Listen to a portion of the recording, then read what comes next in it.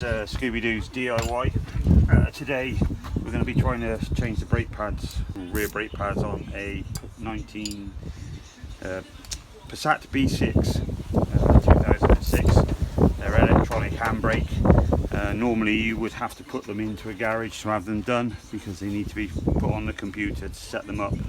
I'm going to show you a sneaky way on how to do it without actually having to do that, with the use of a battery and some cables.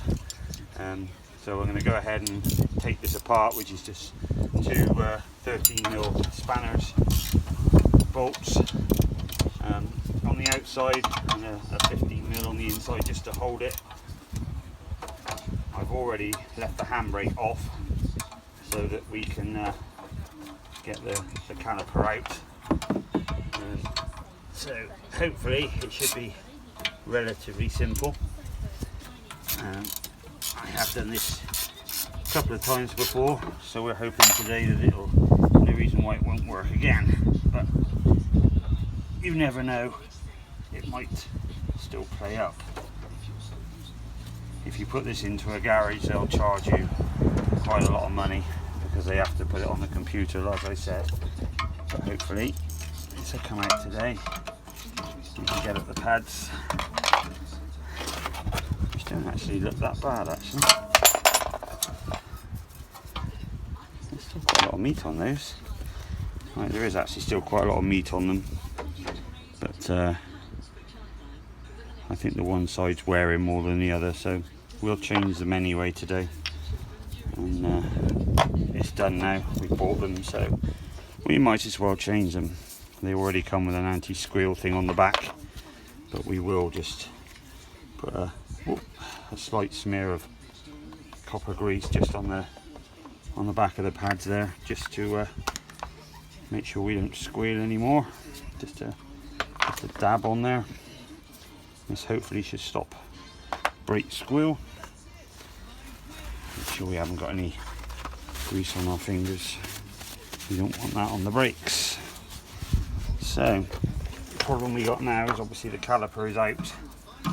We won't be able to get the new brake pads in, so we have to release the cable from the back of the caliper somehow, hopefully. There we go. Right, now if we look in there, guys, we can see that there are two pins. Basically it's a negative and a positive. So what happens is when you apply the brakes, handbrake I should say, apply the handbrake, the power will wind the caliper out, and then when you put it positive to positive, and then when the power comes back off, it sends the power the opposite way.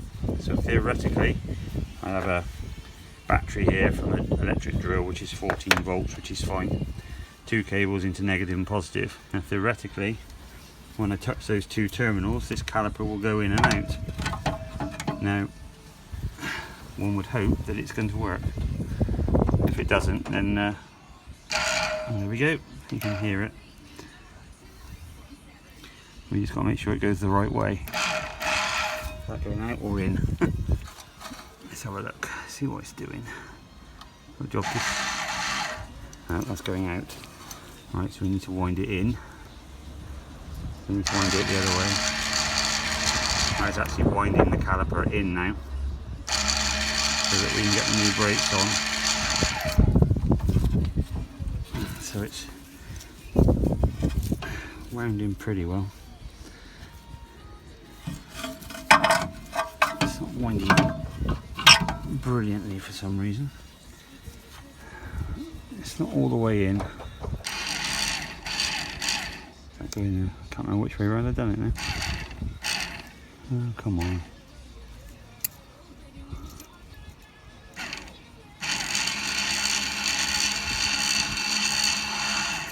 Right, that's going out. Right, I need to get it the other way.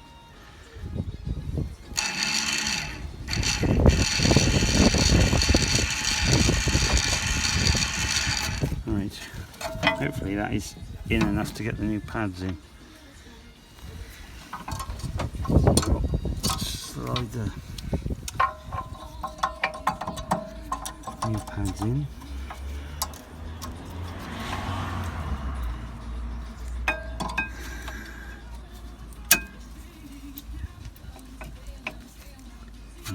pads are in.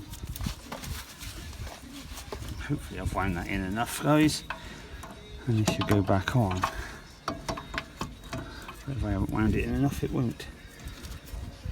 No, we haven't wound it in enough yet.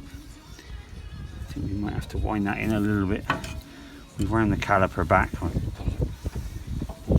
Guys, we managed to get the caliper to go back in. We have wound it enough, but we just had to use a little bit of extra help here from the G-clamp to push the cylinder back in. But anyway, pads are in, so hopefully we can get that back on.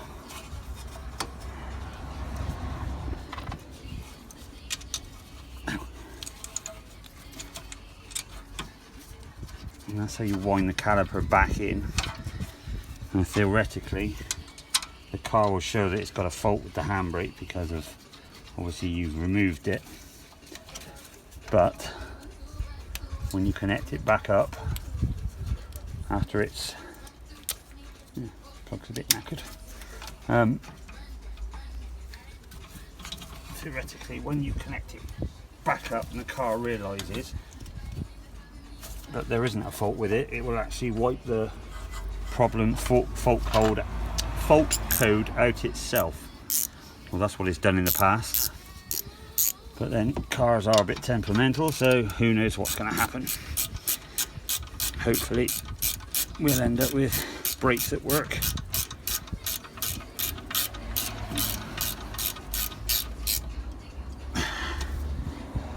Just nip them up.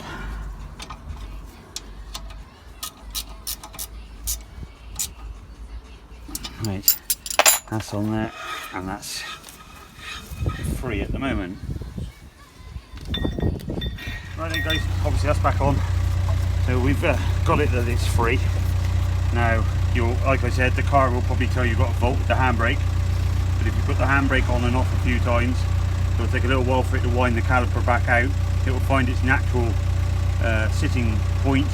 After it's done it a couple of times, then the fault will actually go in the car. So don't panic if it says handbrake fault. You might have to put it on and off a few times. As you're aware with these, you've got to put your foot on the foot brake in order to press the handbrake. So I'm going to go and press the handbrake now, and we'll see whether this actually does lock up. Now on, it's taken up the slack and it's rock solid. I'll just quickly run round and undo it.